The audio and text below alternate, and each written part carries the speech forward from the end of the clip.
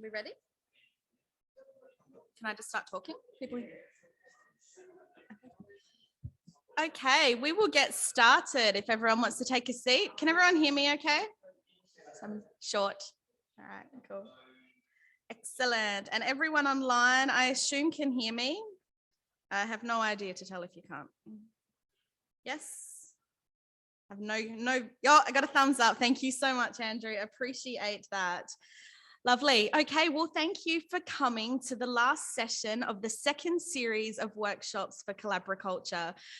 This has just been such a fantastic seminar session. And I think that if, at the start of this, when we proposed that we would actually get people that would stick with us and stay interested and get involved in these workshop series about mapping and code and share what they've learned, we had hoped it would be this exciting, but it's really lived up to everything that we'd really hoped for.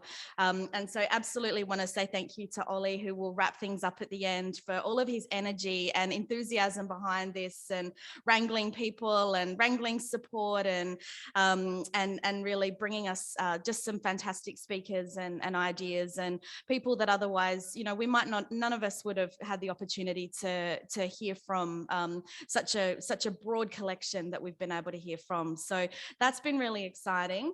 And it's also been so exciting that we've managed to produce some tangible outcomes, because workshops are great, talking about things is great, but producing stuff is always very exciting. And producing stuff with consensus. So we've been able to reach consensus about the key features of vineyards to digitally map. And doing a lot of this online during COVID, I think, has also just been fabulous. Coming up with the structure around vineyard mapping features and putting that into a database schema that's agnostic, separate from any particular tech stack, useful for anyone building technology and managing data in the wine industry. And as a CTO, I can't tell you how great it is to be able to have something that you can talk to. So to have a database structure and the elements of a database, you don't have to get your developers to think about it or kind of come up with it. It's there, it exists. So you're talking to something, not just a blank piece of paper. And then that makes talking to other organizations and interoperability so much easier, because you have something to talk to them on. You can talk about consensus around a schema that exists, rather than trying to figure out if both of your bits fit together and what's going to be the janky part and what's not quite going to work. So it just really starts that foundational discussion of technology, and then helps us to move forward to those next conversations around authorization of sharing of data, and what that digital handshake will look like, and what front-end interfaces look like, just to really move that along. And so I think that a lot of developers over many companies over many years will see the benefit of this foundational work, and it's really important for the agriculture industry, and really important for agtech in Australia and beyond, as we've also learned from international guests that have participated in these workshops. And it's a huge thanks to our OpenGIS developer, John Bryant, for not only helping to direct this work and to put these things into GitHub and to set this stuff up for us, but also really bringing in that spirit of open GIS, open collaboration, open communities that come together, that share knowledge, that share expertise, that work and build together. And his experience with doing that nationally and internationally really has helped to shape and define the community approach that has been taken throughout this entire series. And as a big open source nerd, I just love that sort of thing. So we've also been able to engage with stakeholders and data authorities in the wine industry about the sorts of data that we should be publishing openly. And, some of that stuff has taken some conversations. Put the data somewhere so that anyone can access it. Kind of feels like it should be something that is people are comfortable with.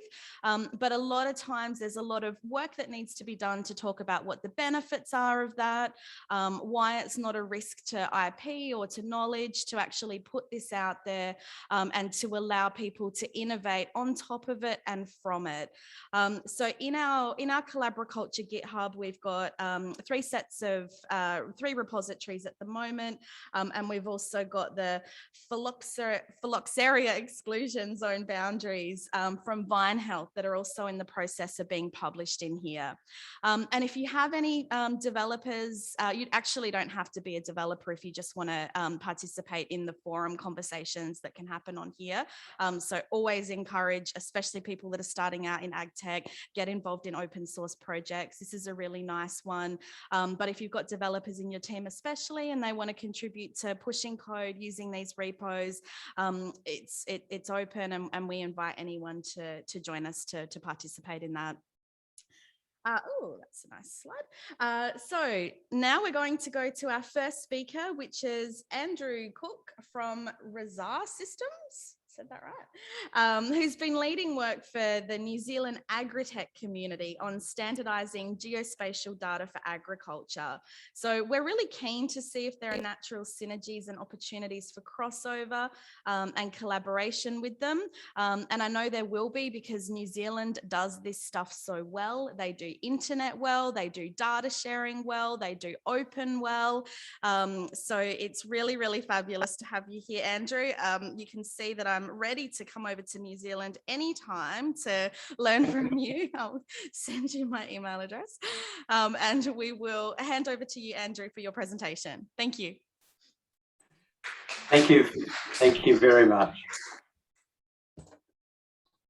And hopefully that should be the screen sharing working. Yep. That's all great. Excellent. Sounds good. So thank you very much for having me. Thank you, Ollie, for inviting me. And I will confess to having sat in remotely via Zoom on some of your previous sessions there at Stone and Chalk, and very impressed with what you're doing. I've got a few slides. I guess first a bit of background as to who I am, or who we are at Razar Systems, which is now part of Map of Agriculture Group. So I've been working in the agricultural software space for way too long, more than 30 years, and with my colleagues founded Razar Systems about 17 years ago, and it became part of the Map of Agriculture Group last year. Map of Agriculture Group is based in the UK, so we're the kind of New Zealand and Australia arm of that team of about 120, doing a whole range of different things in the sort of market intelligence, research, software development, and or even some agronomy and precision agriculture space. And I guess our philosophy is that there's not really a shortage of agritech and tools in the farming sector. There was 30 years ago, there's definitely not now, but there is a shortage of interoperability, of connected, standardized, reusable data. And as you've experienced, it can sometimes be hard to get data from the vertical silos that it's stuck in into other vertical silos. And people spend a lot of time massaging data, which you've got to say has got to be low value work. So our goal is to help the ag sector to standardise and connect and to effectively share data. We do that partly through bespoke software development for people, and partly through our own data interoperability platform. So Pure Farming is an interoperability platform as a service, IPAAS, which is designed to help people to share data more effectively between their businesses, and particularly helps to address some of that permissioning, authentication, authorization issue around data. I'm not going to talk about that today, though. That's just a bit of background in terms of what we do. Today, I am going to talk to you about our work around agricultural data interoperability, and particularly the work that we've been doing this year, which has been done through Agritech New Zealand, and also supported by the New Zealand government. The New Zealand government has this thing called the Agritech Industry Transformation Plan, which is basically a way for government agencies to engage with Agritech New Zealand and the members of that organisation, whether they're agritech companies or agricultural organisations, to help us to go faster, to go further, to create technologies for export and also for use in New Zealand. And so our work on data interoperability has been co-funded by the Ministry for Primary Industries and the Ministry of Business, Innovation and Employment in New Zealand. And you can find a little bit more about that project at the URL that's shown there.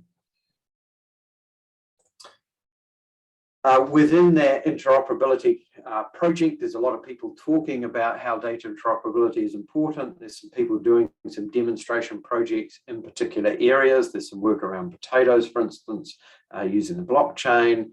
There's some interesting work around benchmarking, particularly of nutrients and carbon emissions. And then there's our project, which is around geospatial data. And at the start of this year, we ran an online Zoom workshop, and we had, 120 people attend. And we said, look, we're looking for people who are willing to get involved on this effectively an open source approach to developing some shared specifications. I don't call them standards because they're definitely not any form of international standard, but they're shared open specifications that support people to reuse these specifications and to reuse data. We've had volunteers from probably about 30 organisations, but about 25 organisations have participated regularly. And effectively, my role and my team have been to facilitate that collaboration. So we haven't really driven things, we've been the facilitators for a collaborative open group. That group has met regularly online for a number of weeks, using an open source approach, making use, as you guys have done with GitHub, publishing stuff under an Apache 2 open source license, and building on existing standards. And so it was very important to us that we didn't kind of create something that was insular, New Zealand focused, not able to be used internationally. It was important to us that we aligned with the best of international standards. GeoJSON for data formats for sending data between systems. The Open Geospatial Consortium's new OGC core features API specs, which in turn use GeoJSON. Using JSON schema to specify all of our attributes that we want to share so that it's sort of self-documenting. And then we drew from a number of bodies of work that are happening internationally that have tended to use older tool sets. So the INSPIRE, which was an EU geospatial initiative from 15 years ago, which was very much focused on some of the older OGC formats and publishing data catalogues of public data. But they did a great amount of work on how you define different types of land use. So those zones and blocks and things you saw in the schema earlier, their equivalents are described in the INSPIRE specifications. And then we've also tried to align where we can with Ag Gateway and their ADAPT initiative, which again is about creating a shareable model of the activities that are done in agriculture. And a lot of those are focused on the delivery of things like seed and fertilizer, but there's a specification that they've used to define operations and planned operations, and we're kind of drawing on some of that as well. But again, we're trying to do it using modern, so rather than sort of XML and some of the older formats, we're trying to use it in a modern language format that developers in particular find it easy to grasp.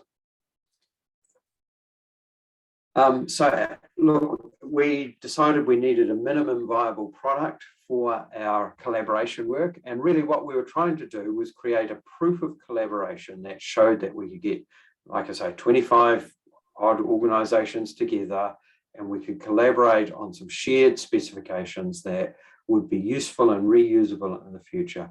And so we took for our minimum viable product just a subset of those things that I'm showing there on the screen. We said we're going to take an operating farm, and how do you describe that farm boundary and some attributes of the farm?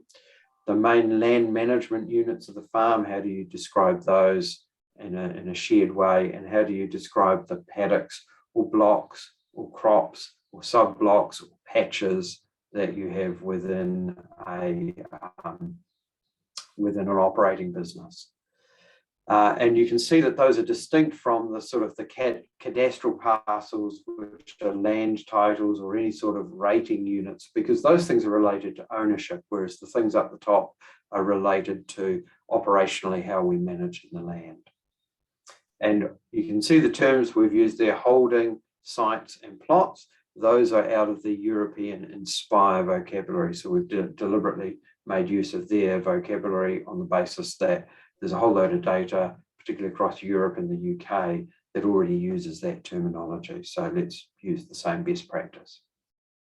We also had the challenge of, as soon as I'd start talking, people would say, but what's a farm? And so by talking about a holding instead and defining it as the operating farm business, which might have a multitude of different enterprises in it, I could sidestep the what's a farm question. A diagram just to show that we can draw schema diagrams, I think. But again, the work we did was to say, okay, we've got holdings and sites and plots. You can see them there in orange. And then there are various other types of data that gets aligned to them: identity data, relationship data that says how things relate to each other, metadata, and then some more concrete things about crops and land use and classifications. And so that was our minimum viable product. And I won't leave that on the screen, but you can go to our GitHub repository and you can find that same diagram. And you'd be saying, well, where's the geometry? Where's the spatial data that sits with that? And again, this is the relationship to GeoJSON. GeoJSON, we're talking about how data is represented effectively on the wire or as it gets transferred between different systems, not the database version of that data. And so we're saying, well, it gets wrapped into GeoJSON because that's the open geospatial format for transferring this sort of data. GeoJSON has the concept of a collection or a feature collection, which has a list of features. Features have a bounding box and geometry, and then they also have properties. And into properties is where we insert our specific resources for our plots, our blocks, our management areas, or our holdings. So that's taken.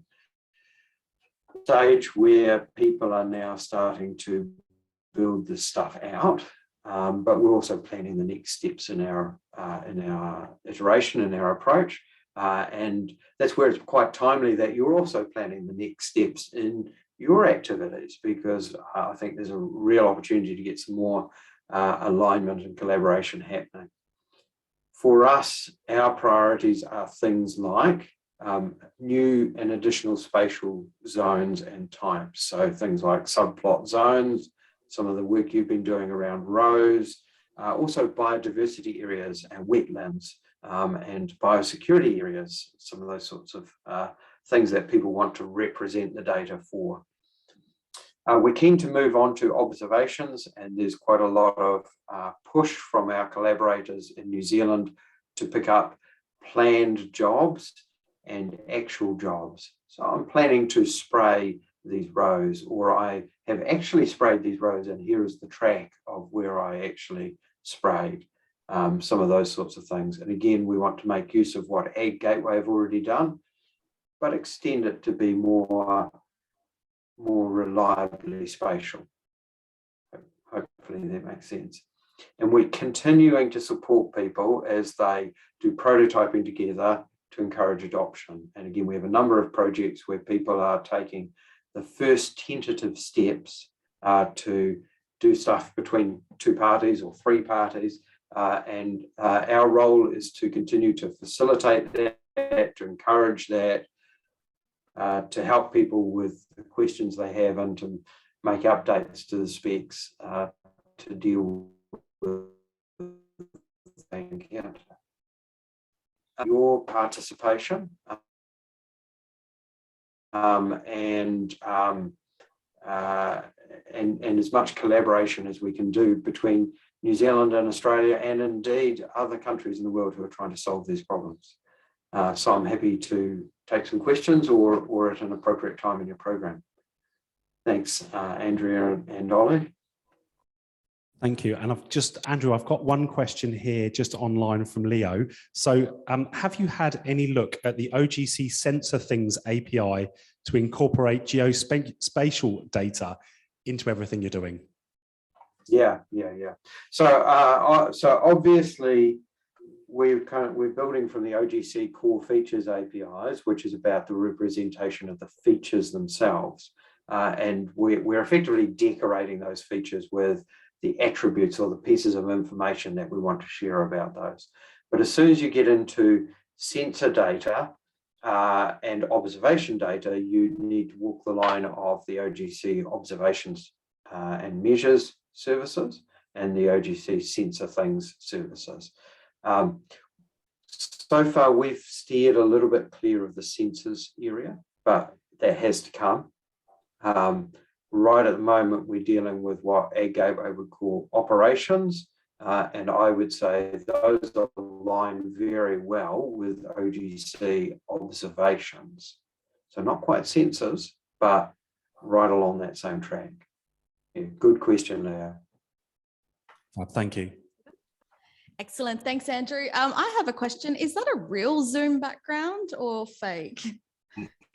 No, it's a fake Zoom background. And the head of Agritech New Zealand is in fact an Irishman. So I found this background that I used in some of our meetings with him. It's County Kerry in Ireland. So it's not even a New Zealand background. Oh, you never know. You never know with New Zealand. Lovely. Thank you so much for your presentation. So next up is Mark Whitty, who's a senior lecturer of mechatronics engineering at University of New South Wales. Mark has been a really great collaborator over the past year. So we really want him to share some of the work that his department is doing both in orchards and in vineyards, and how they can make use of accurate digital vine rows.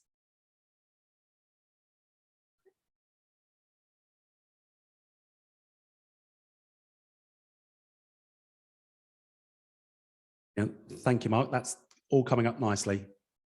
We can see you, but not hear you yet. Excellent. I should be unmuted now and it should all be visible. Perfect. Isn't that great? Well, thanks very much. Thanks very much for the invitation to come along and present today. And I'd like to show some of the things we've been able to achieve together with the Collabriculture team. But I'm going to split the talk into 3 different parts today. The first one is to talk about an application and to motivate why we need to look at Collabriculture. And so the motivating application is a project funded by the South Australian Wine Industry Development Scheme, led by Paul Petrie at SARDI, who is focusing on trying to use edge computing to calculate the amount of grapevine trunk disease throughout any block by using very simple means.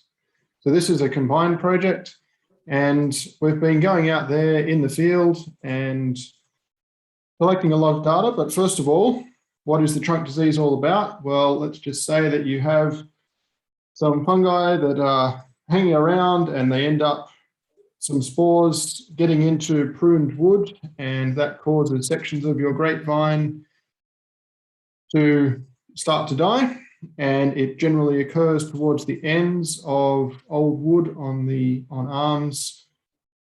And so you get a significant effect that the shoots don't tend to grow or tend to not grow so well towards the end of each grapevine. It generally progresses quite slowly, but it is quite prevalent and probably more prevalent than you can expect. So what have we done about it?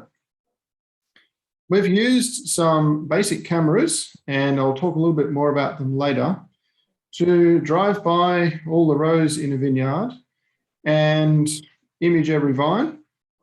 And in conjunction with that, we've taken the world experts in assessing the extent of this grapevine trunk disease severity manually across 13,000 vines on 10 blocks in McLaren Vale and the Clare Valley.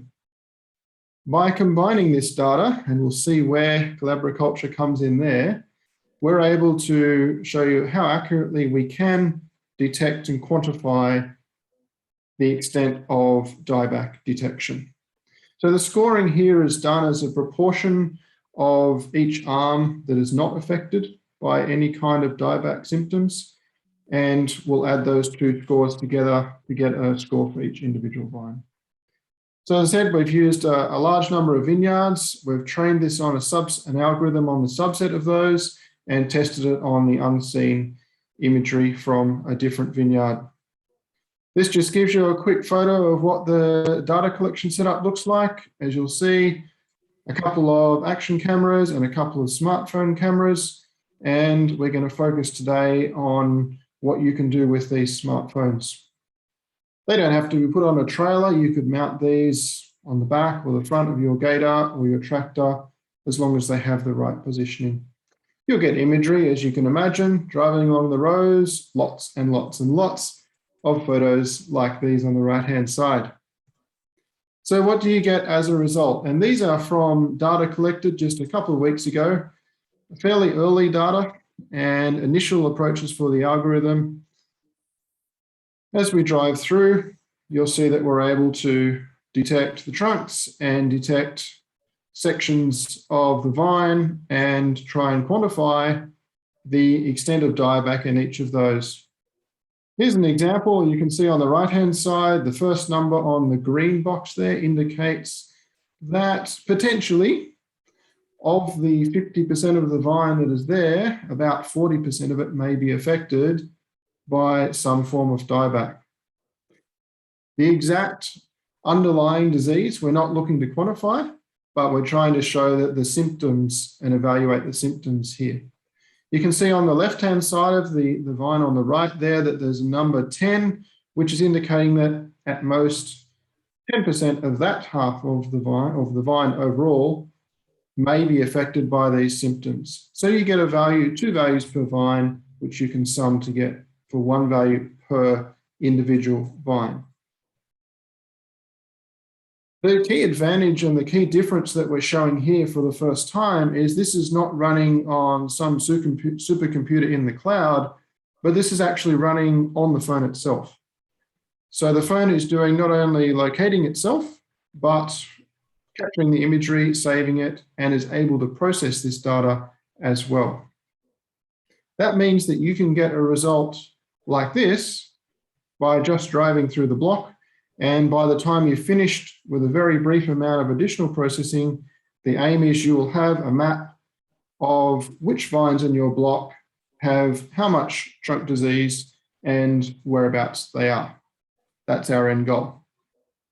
So you've seen here what we're up to. The results from this first part are that yes, we can detect grapevine trunk disease. We can distinguish in 75% of the time, we can distinguish the level of dieback to within 5%. 92% of the time, we can distinguish it to within 10%. So this year, we're starting to get out there and put these devices in the hands of agronomists and growers. And we're actually working on a separate app to remotely control these devices so you can drive along and get a preview in the cab as you're going and be able to very rapidly view the data once you've finished the block. So then, why Collabriculture? What you can see in the diagram here is driving up and down with 2 cameras around 3 rows in a particular block. And what we've done is we have just used the phone GPS. We're not using any kind of additional or augmented GPS, so no RTK, for example. But by using Google Earth, you can click on the ends of the rows, form a line, and then snap all those images to the rows. And you can see by clicking across all the rows in the block or driving up and down all the rows, you could very rapidly get a map of the entire block. But what you'll notice is there's lots of overlaying points because the GPS on the phone is not perfect.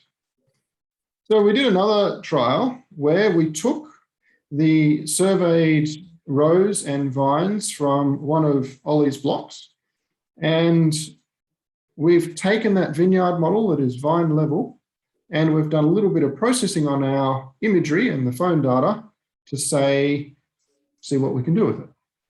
This is the raw data that we get out of the phone in terms of positioning.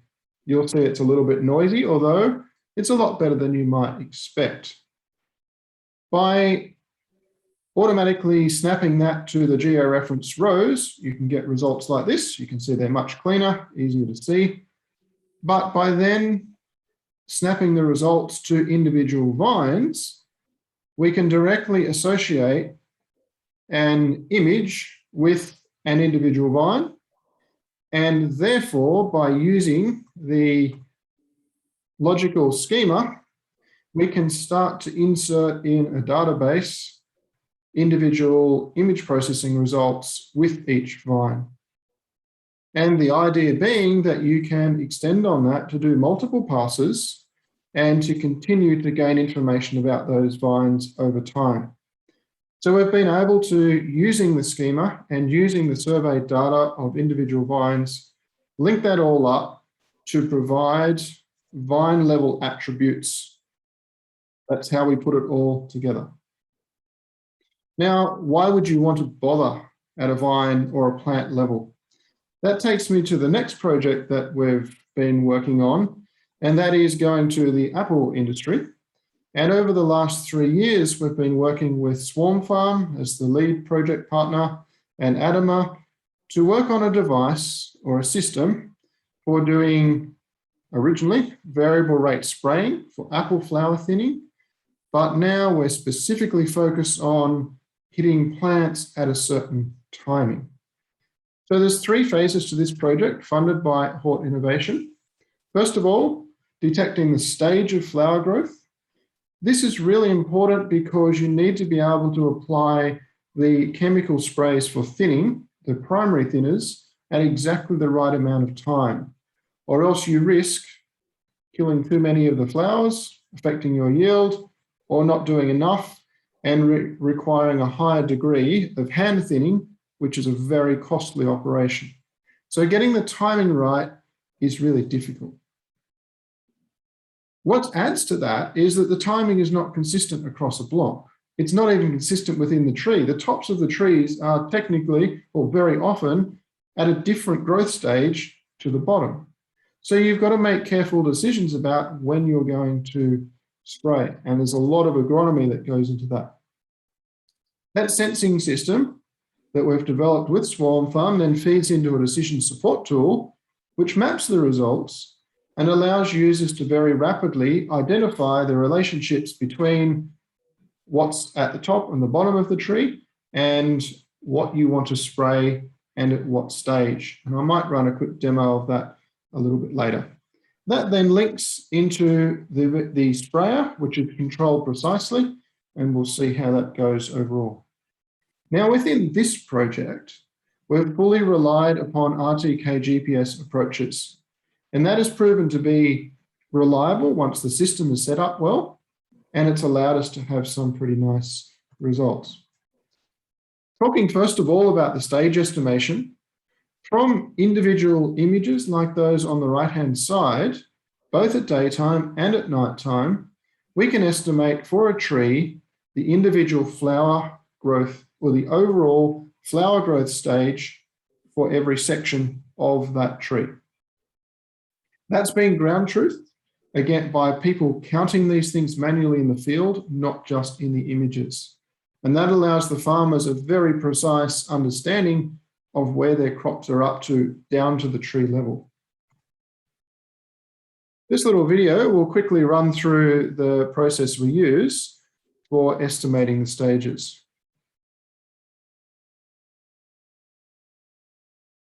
We've turned our approach deep phenology, and the idea is about targeting the right time to do these kind of operations.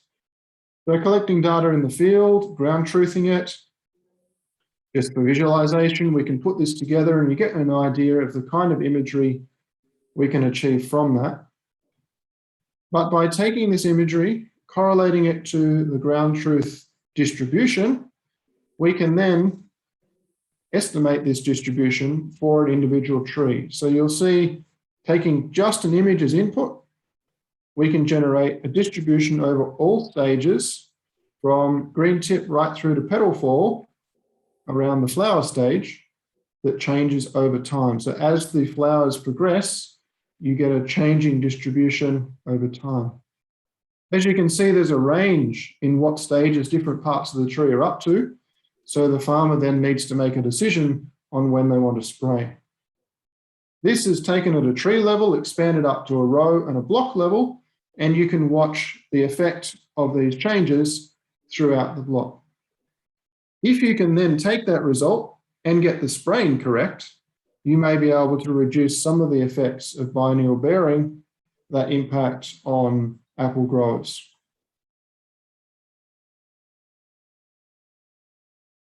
Here's a quick video just showing you an initial version of what the decision support tool looks like. And in this case, we're going to be just using some early stage data and showing how a grower, using that data, will be able to drag in the imagery and then generate a spray map that is customized per tree.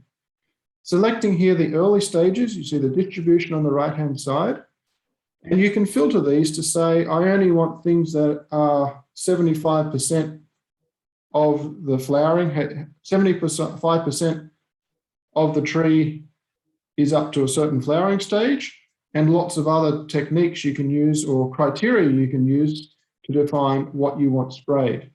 That's then turned into this orange spray map, which is fed directly into a sprayer and actioned. Here's an example of some of the sprayers we've been using. Originally, the Swarm Farm team focused on using the tower sprayer on the right-hand side, but given the state of the netting and overhanging obstacles, we decided to go for the air blast sprayer on the left-hand side. And the aim here is to spray the right section of the tree at the right time. So you're not trying to blanket spray the entire block. You're not trying to vary the level of chemical and therefore influence the labels or what's required by the labeling. You're actually just hitting what you want when you want. So let's see what it looks like. And just to give you an idea of the accuracy, here's a test done to visualize the accuracy.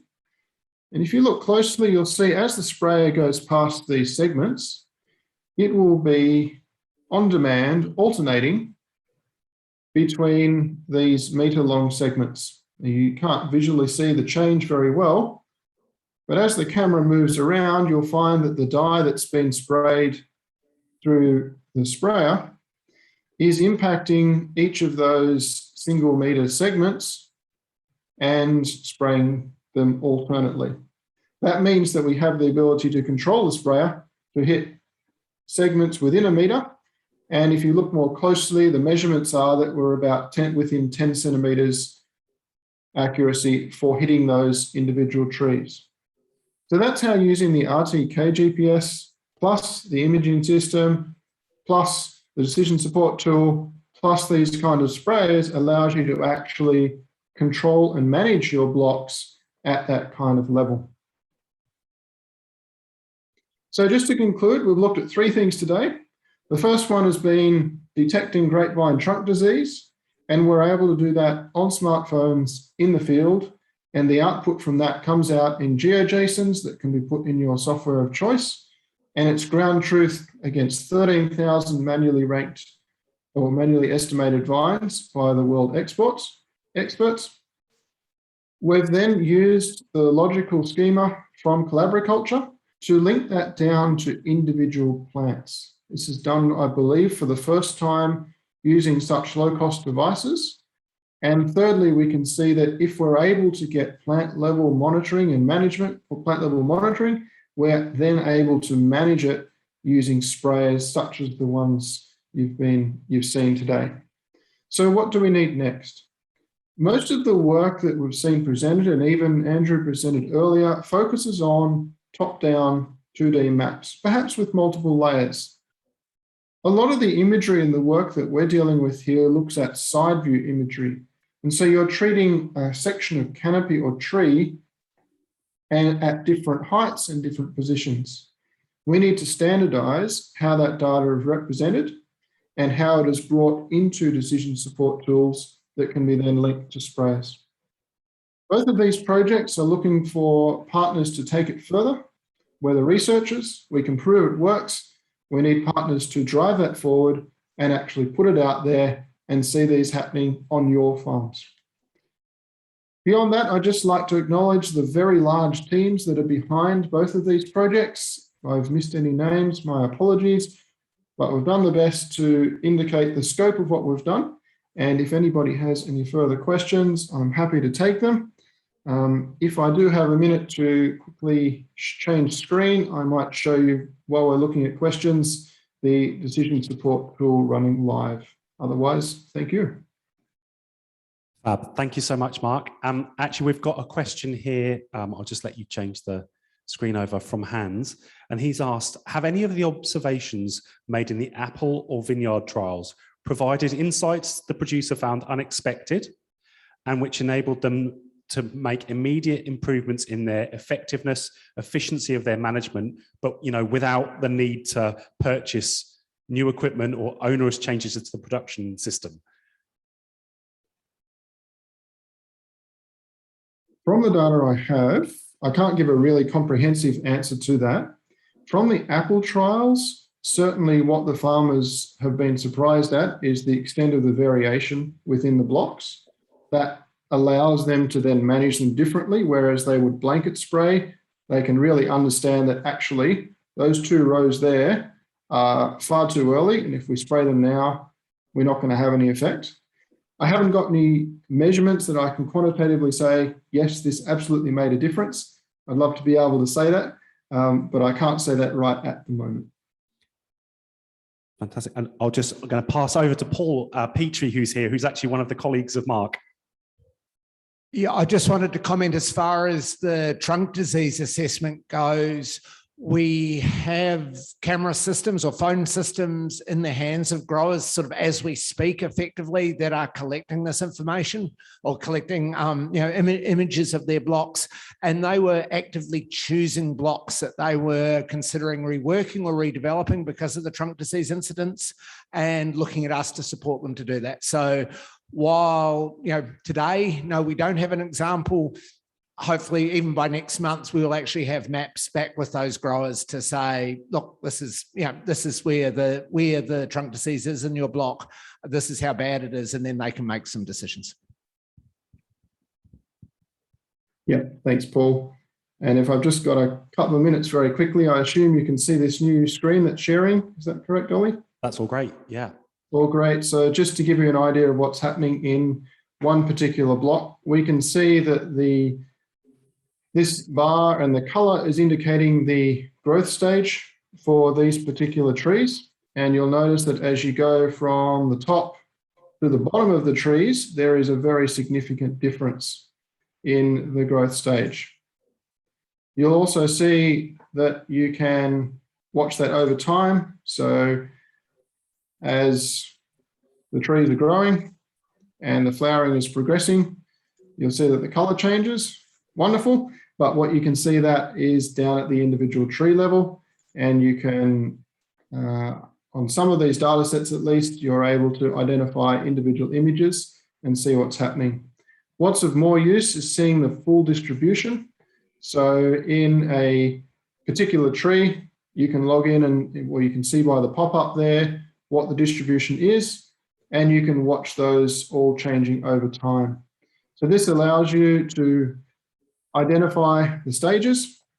Then by going to the spray map, you can define functions that allow you to say, well, if I want the top half of the tree to be at a certain stage, but I want the bottom half to be not completely there, and I want to consider a certain number of stages, then that will give me thresholds that will identify which trees should be sprayed or not, and whether top or bottom. That is fed directly into the sprayer via shapefiles that allows it to action that directly.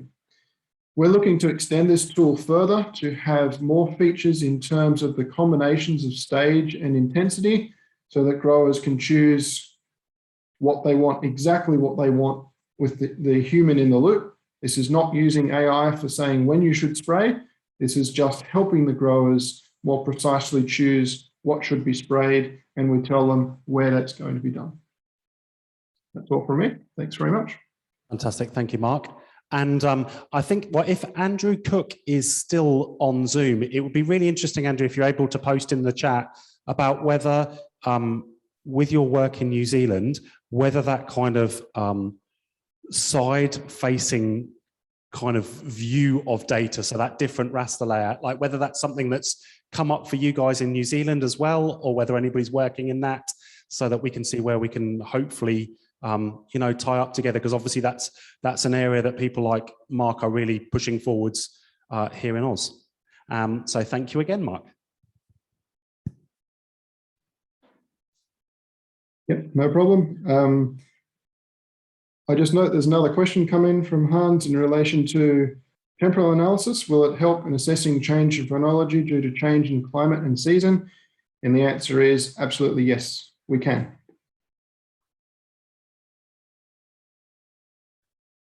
Fantastic, lovely. Okay, well, I'll just move the microphone just up a wee touch, and I'll share my screen. So just at the end, we obviously, Lindsay talked about the first stage of platform just at the beginning, where we were, you know, working to get agreement and consensus amongst the industry around, you know, what are the most important features of vineyards to map, and then to start putting that structure in place.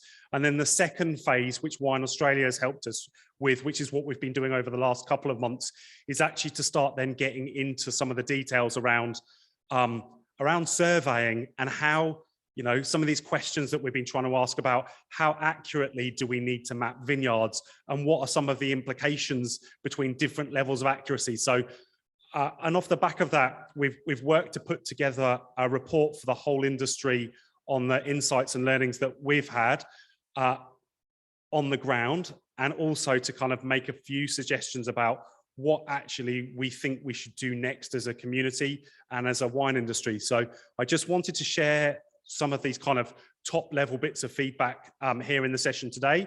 If you look in the chat in Zoom, you'll see that there is a link to the draft of the report, and it is only a draft. So, you know, we appreciate we don't have all the answers. We've tried to lean on as many experts as we were able to work with and find along the journey, but we've put together what we feel are the sensible next steps, but we totally appreciate any feedback or ideas or questions or challenges about that, so that ultimately we're putting forward to the industry, you know, the best possible next steps.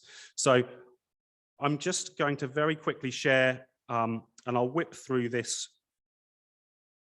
nice and fast, you know, just like how we went about doing this report and what we were thinking. So obviously, like our starting point, we've been, you know, really trying to challenge ourselves around whether there is actually a genuine, you know, like what is a genuine value proposition in having maps of vineyards, you know, and when we were doing this, and, you know, when we were questioning ourselves, like, is this something that is genuinely needed? The kinds of things that we were we were looking at are like, what are the jobs to be done for us as wine producers? You know, and the more you start to look at it, the more you realize, although today almost none of us have digital maps of our vineyard at the center of our work, those features of vineyards are absolutely core to pretty much everything we do out there. So obviously, you know, when we're carrying out work, often work is tasked on either a per vineyard basis or on a block basis. So often if you're out there in vineyards, you'll see people like literally writing on the windscreen of tractors or on their whiteboards all the blocks that they've done as they tick them off. Or, you know, here's me passing a little map to my contractor at Chalk Hill when I wanted him to do some work in some specific areas. But again, you know, when you think about even the contracts that we have as growers, our contracts are tied to our blocks. The spray reporting we have to do as growers is also linked back to our blocks. So like these spatial features are at the heart of our industry.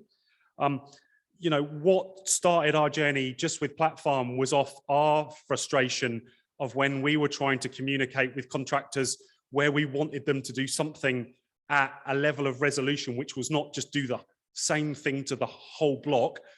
Our only option 5-6 years ago was to tie flagging tape up to tell them when to start work or stop work or change rate. That's what began the journey with Platform. You know, we've got still these ambitions about where we want to get to in terms of being able to use everyday smart devices to then like give growers real confidence in tracking the work that they've done to ensure that, you know, they achieve full coverage. You know, just for example here, that you don't miss any rows when you're harvesting, super easy to do, especially when you're harvesting in the middle of the night. Missing rows when you're spraying, again, super easy to do in the middle of the night, especially when you have to go and refill spray tanks up, or even just to task work out there accurately as well. So you know, this is what we've been striving to try and achieve for the industry, and the frustration with not having the building blocks to go and do this in a scalable way is what helped us to kind of come together as a group to try and work to put these, now I'm going to call them mapping specifications. I'm going to stop the word standards now that Andrew said that. So the specifications that we've been working towards, you know, and realistically, actually, when you look out there, although maps are so important to us as growers, it really is only a very few % of growers at the moment that really are using digital maps to you know, at the heart of the operational work that they're doing. So one of the other questions we wanted to kind of challenge ourselves around is what is actually going to be the drivers within our industry of more people actually caring about digital maps and spending the time to create a digital map of their key infrastructure on a vineyard. And actually, when you look at it, there's massive changes going on in the wine industry at the moment. So we've just been certified under the Sustainable Wine Grape Growing Australia scheme. And that process in itself requires you to have a map. And, you know, even though we're kind of in mapping, I fudged my way through producing a map that got me through that certification process. And so suddenly we all need maps to be a part of SWA. And actually, when you look at being compliant with the level that we need to get to as an industry, suddenly we need to take a big step up from where many of us have been in terms of our digital record keeping. So this whole sustainability and compliance program that we're rolling out across the industry and everybody's buying into is going to drive the need for digital maps.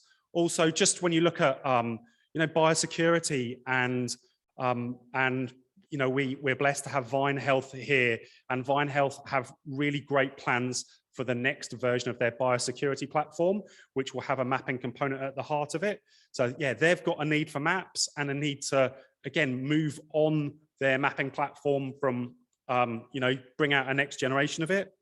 And also we see the requirements from the industry level in terms of the insights that are produced by the industry and help to lead to things like the National Vineyard Scan. So there's a whole load of bodies, including us as growers, that all collectively need maps. And at the moment, only a very few of us have those maps. So again, just to quickly move through this, one of the first questions we asked, and one of the things that we've seen, is there's basically broadly two different grades of mapping out there. There's what's termed like web grade mapping. So that's basically mapping that is happening off typically satellite imagery.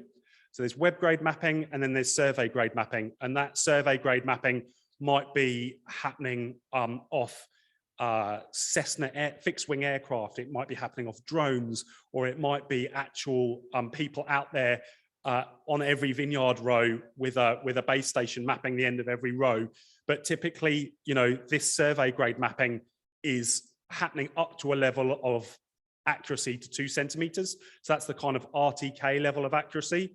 And then web grade mapping, you find, again, when you try and ground truth it, so if you're trying to turn map surveying that's done from space into practical action, when you often, dependent on the region, when you try and go and carry out work from something that you've drawn off a map that's been captured, that's using imagery from space as its base, you might find yourself 1 or 2 rows like off position when you try and ground truth yourself. So it creates lots and lots of challenges when it comes to kind of doing super accurate work. But again, we looked at both of these types of grades of mapping, and actually at the moment for the industry, 80% of us growers, like 80% of the value that we need as an industry probably comes from just web grade mapping. So all of that reporting that's needed for biosecurity, compliance and spray record keeping, and just typical farm management work that's done at the block level, like web grade mapping is totally fine for that. You know, and what's amazing about satellites is, you know, the resolution of imagery is getting better every year. The return rates are amazing. So typically every week there is a return on every vineyard in Australia, but it has real challenges with accuracy. And the alternative to that is the survey grade side, which is super accurate, and actually, like, we firmly believe is actually going to power the next generation of innovation in our industry. So some of those things that you were seeing from the likes of Mark, where they're really transforming the apple industry and the whole production process in the apple industry, now that they've brought precision in there, a lot of this value is only going to get delivered when we have survey grade maps as a base point to work from. So yeah, we've got kind of 2 paths. Most of the industry just needs the web path, but actually at the moment, a lot of innovators need the survey route, and actually that is likely to lead to the big next step change in the industry. So so that comes to, in the report, like, what should we actually do next? And I just wanted to run through how we would propose to approach this. And really, like, we've done our best to get out there and engage with everybody who is a stakeholder in kind of mapping in viticulture. And obviously there's a lot of, you know, real key industry groups that all use mapping. And I mentioned them at the beginning. You know, you've got the likes of Wine Australia with their Insights program and national mapping, and again, the national vineyard mapping exercise they do. You've got the requirements from people like Vine Health. You've got people like AWRI who run the SWA program also needing mapping.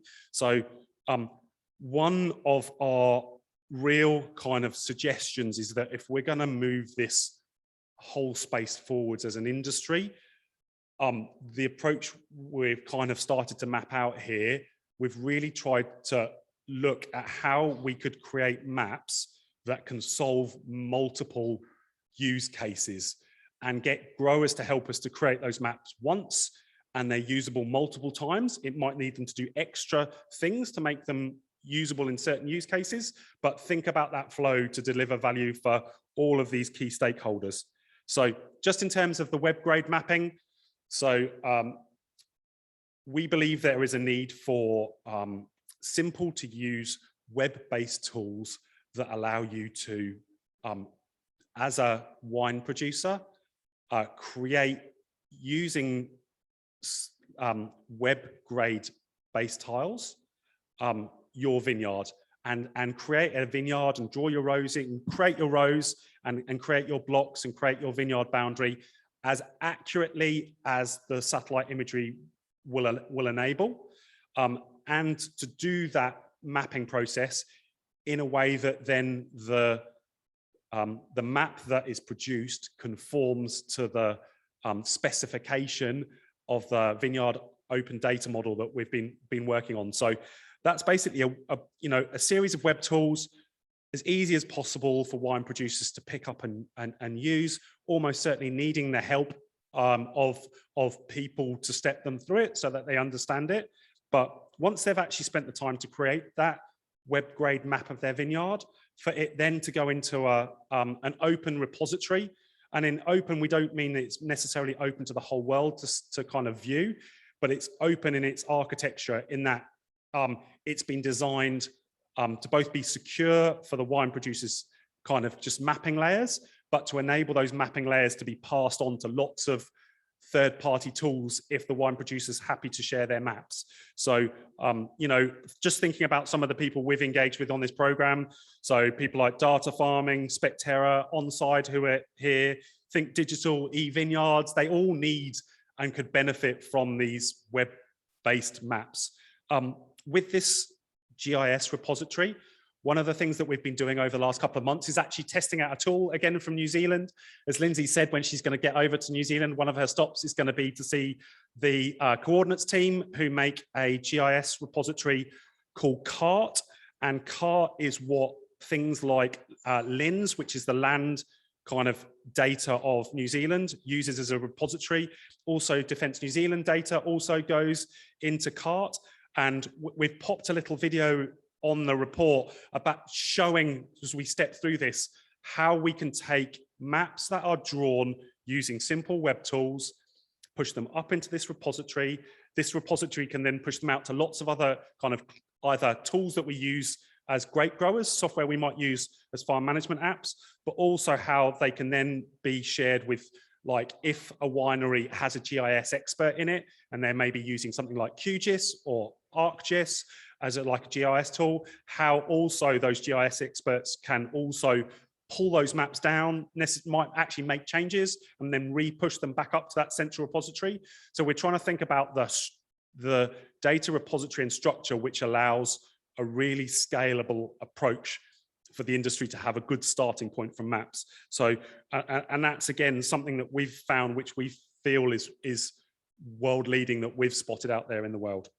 And then coming on the flip of that, you've got survey grade mapping. So again, a couple of talks ago, we had Airborne Logic come and talk about how they're mapping vineyards using drones, and those maps are, conforming to the survey the latest surveying datums that we have in Australia. So they can be they can be kind of 2 centimetre accurate. We've been doing this process in quite a hand-cranked way through this step in the chain.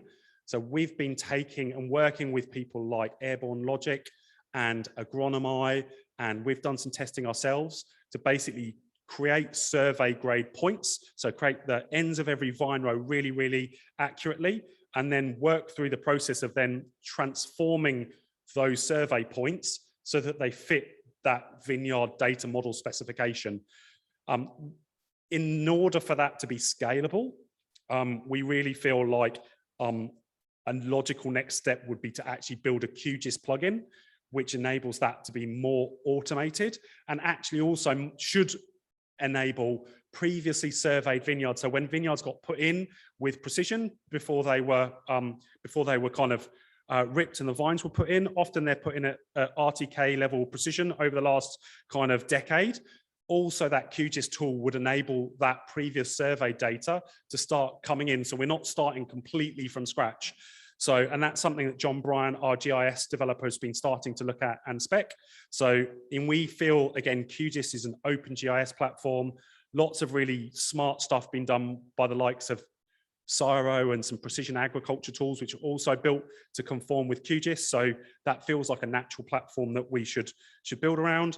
And again, you can see some logos of some of the people you know, including Bitwise and what Mark just presented at UNSW, that could all benefit from this survey grade level of data.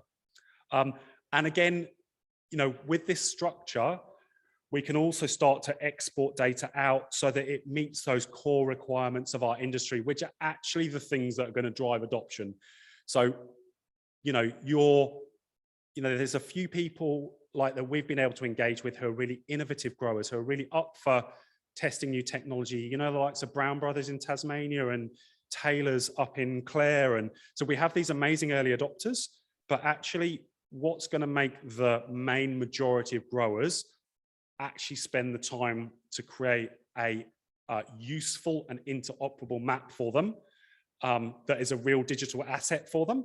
It's going to be compliance. It's going to be things like suddenly it helps them to conform with the next generation of finer health requirements, or it's going to help them with their SWA certification. That's what we believe is going to get the majority of people across the line.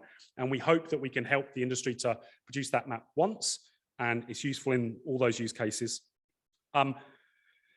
So that comes on to like, how do we feel as an industry we're going to get to a point where we're mapping vineyards at a national scale, and we're doing it in a way that both helps people who need web grade mapping and helps people who need survey grade mapping.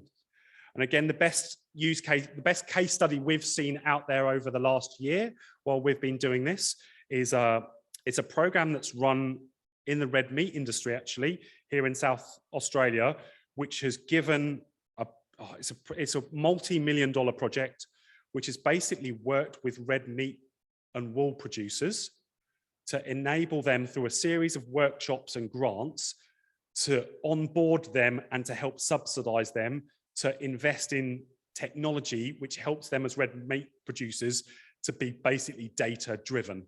So, but it's very much holding the hands of those producers through the process. So that's helping them to adopt things like, you know, the sheep genetics database and auto drafters and walkover weigh scales, you know, like these things which suddenly help those businesses to then be data driven. And we feel like the equivalent in the wine industry to that, you know, like the equivalent of the genetics database is a map. So we need to help producers to have easy ways, if they want to just use web tools, help them to use web tools that are standard for them to produce just web-based maps. But actually, if they're going to see real value in producing survey grade maps, help to subsidize them to, you know, to work with the likes of Airborne Logic and Agronomy to get like actual survey grade maps put in place. So this is the approach that we think we should be taking. And I just wanted to, that's basically the big next step. And then that's the big picture, which obviously might take a little bit of time for us to get to, but there are a whole load of near-term steps which we want to basically put out there and see if people feel like this is a fit for the industry. So some of these next steps are obviously in South Australia, but they're happening everywhere. We've got a real focus on agtech demonstration farms. So 2 of those demonstration farms cross over with vineyards at Loxton in the Riverland and at Nuriupta in Barossa. We see those demo farms as like really central to actually properly demonstrating not just like standalone agtech solutions, but these agtech solutions all being able to leverage this kind of central survey grade map. So that feels like a really practical next step we can make. We want, and we feel like John Bryan, as Lindsay said at the beginning of the session, he's somebody we've brought in as a open source GIS expert. He's genuinely world-class in that space. We could see a real value for the wine industry working with John to create that QGIS plugin, which will help actually like survey grade mapping be kind of much more scalable. And hopefully also help to support John to be an ongoing contributor to the GitHub repository we have for Collabriculture. And as a part of that, there's been a small team of us that have been working together to get initial stuff you know, on GitHub. So, and we feel like we're at the right point where that needs to scale up. We've already started to onboard other people to have access to that repository to start publishing things. So there was a Matic from eVineyards in Europe who presented a couple of workshops ago. He's about to publish a whole load of stuff in there around how he's using the data model to fit in with the European standards for the wine industry. So you can actually start to develop stuff here, which will fit in with the Atlas project. But like, we really need people, if they're interested in being part of, you know, a really open working group to take things forwards. It feels like the right time to kind of take that step. As Lindsay mentioned at the beginning as well, you know, Vine Health, Brendan there has helped to share the phylloxera boundaries, the exclusion zones in Australia, which we're going to publish as a data set there. So we need to take the next step there. So please do follow up with us if you'd be keen to be a part of that working group.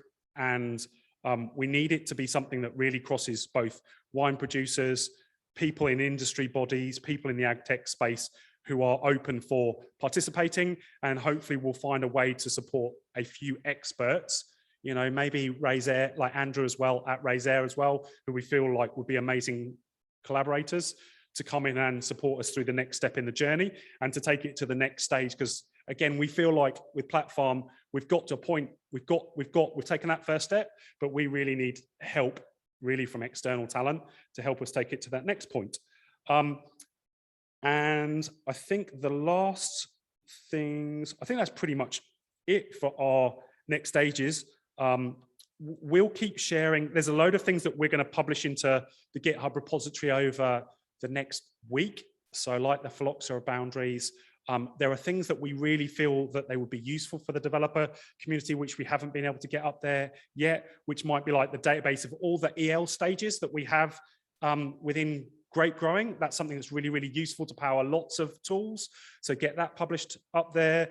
Also, the agrochemical list for the industry. So it's called the dog book. That would make sense to publish in GitHub as well. So yeah, hopefully that's all clear. We'll put those as bullet points out to everybody.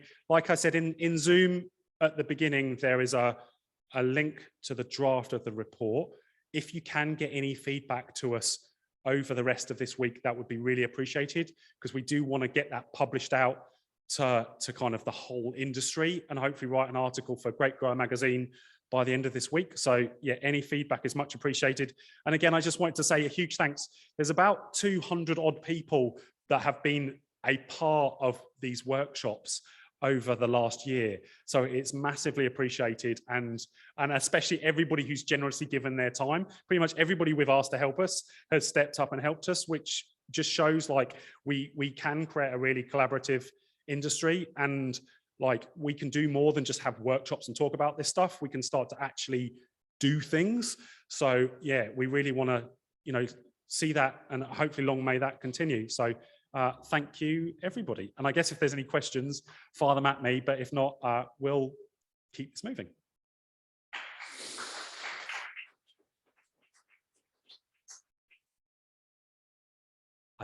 I think everybody on Zoom, that's, I don't think we'll close the session just yet. If anybody does want to chat, and I'll just jump on and see if there's any questions on Zoom. But yeah, no, thank you again. And everybody who's here in the room, please feel free, you know, stay and have a cup of coffee and a chat. So we're not pushed for time our side. So yeah, any feedback is super appreciated. And thank you everybody, because you've given up an awful lot of time over the last 8 workshops to be a part of this, and hope that it will help to actually create useful outcomes. So thank you.